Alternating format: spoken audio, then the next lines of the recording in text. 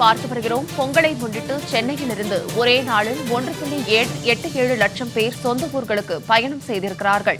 அண்மை செய்தியாக பார்த்து வருகிறோம். மேலும் இது குறித்தான கூடுதல் விவரங்களோடு இணைகிறார் எமது செய்தியாளர் ஜெயலானி.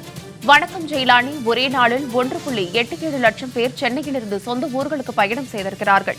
இது குறித்தான விரிவான விவரங்கள். தமிழர் திருவிழான பொங்கல் பண்டிகை என்பது அடுத்த வாரம் கொண்டாடப்பட இருக்கிறது. இதன் காரணமாக தொடர்ந்து ஒரு வாரம் விடுமுறை என்பது பொதுமக்களுக்கு கிடைத்திருக்கிறது. குறிப்பாக 3 நாட்கள் பொங்கல் விடுமுறை என்பதாகவும் 17ஆம் தேதி அரசு விடுமுறையாக தமிழக அரசு விடுமுறை என்பது அறிவித்திருக்கிறது. இதன் காரணமாக நேற்றைய தினம் பணி முடித்த பலர் தங்களது சொந்த ஊர்களுக்கு படையெடுத்திருக்கிறார்கள். குறிப்பாக அரசு விரைவு போக்குவரத்து கழகம் தற்போது அண்மை தகவலை தெரிவித்திருக்கிறது. குறிப்பாக நேற்று ஒரே நாளில் மட்டும் 1,87,333 பயணிகள் சென்னையிலிருந்து பேருந்துகள் வாயிலாக தங்களது சொந்த ஊர்களுக்கு பயணம் மேற்கொண்டிருப்பதாக தகவல்கள் தெரிவித்திருக்கிறார்கள். குறிப்பாக வழக்கமாக கிளாம்பாக்கம் பேருந்து நிலையத்தில் இருந்து 2092 பேருந்துகள் என்பது இயக்கப்படும்.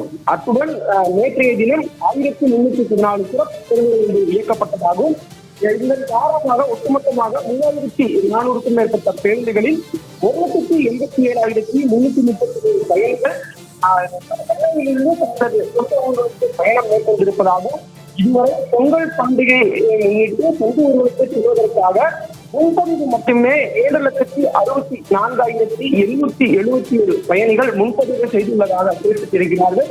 பொங்கல் பண்டிகையொட்டி நேற்றைய தினம் சிறப்பு பேருந்துகள் இயக்கப்பட்டது போன்று இன்றைய தினமும் சிறப்பு பேருந்துகள் இயக்கப்படும் என்பதாக போக்குவரத்து கழகம் சார்பில் அறிவிக்கப்பட்டிருக்கிறது.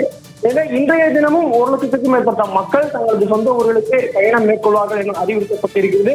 தொடர்ச்சியாக பேருந்து நிலையங்களிலும் அதே போன்று சாலைகளிலும் கூட்ட நெரிசல் என்பது அறிவித்து காணப்படுகிறது.